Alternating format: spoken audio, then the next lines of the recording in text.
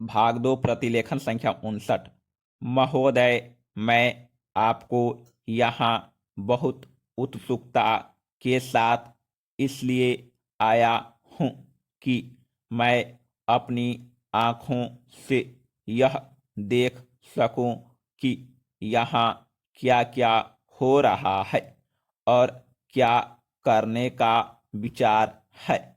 स्वागताध्यक्ष जी ने अपने भाषण में अभी दिग्दर्शन कराया कि यहाँ क्या तो आप करने जा रहे हैं, क्या-क्या सरकार की ओर से किया जा रहा है और किन चीज़ों की कमी है।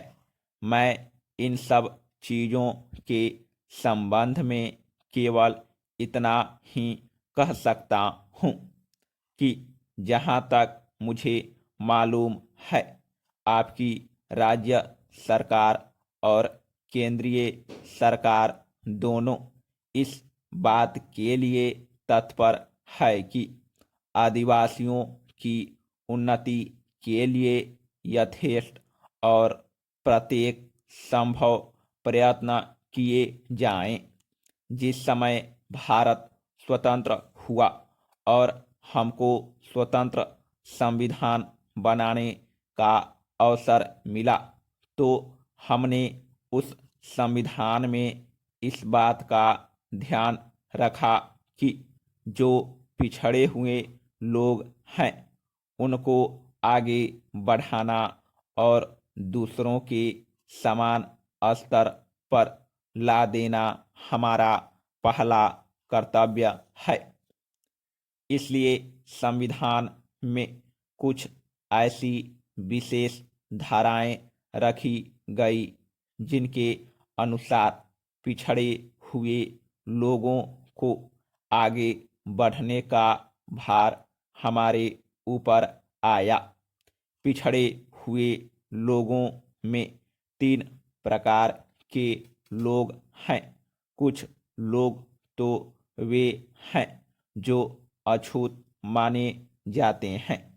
अस्पृश्यता दूर करने के लिए महात्मा गांधी ने इतना बड़ा प्रयत्न किया और आज ईश्वर की दया से वह बहुत सीमा तक कम होती भी जा रही है और आशा की जाती है कि दूर हो जाएगी।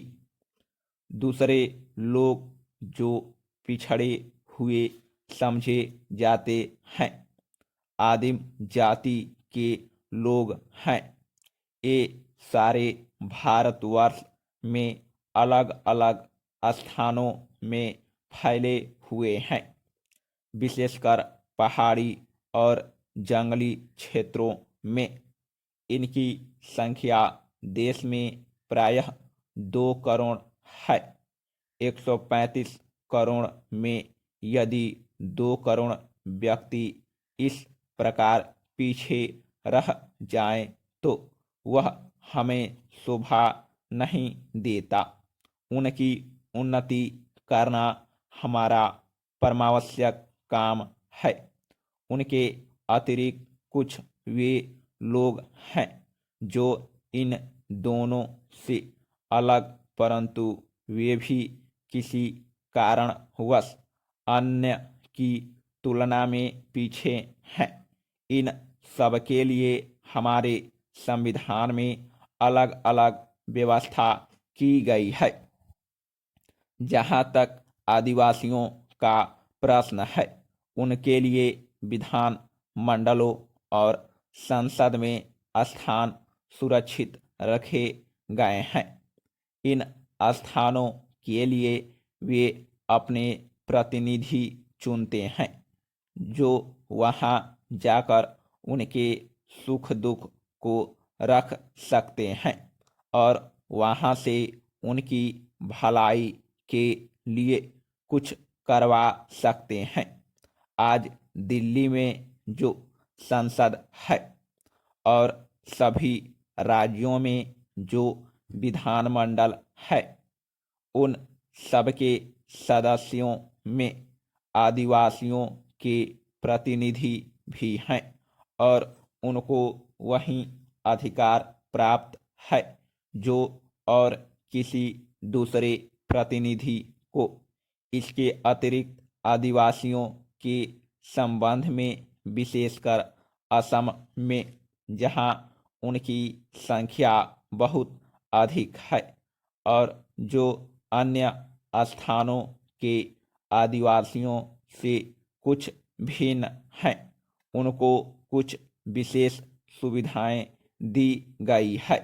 अन्य स्थानों में जैसी यहाँ स्थिति है उस स्थिति के अनुसार प्रबंध करने के लिए मैं समझता हूँ कि आदेश दे दिए गए हैं।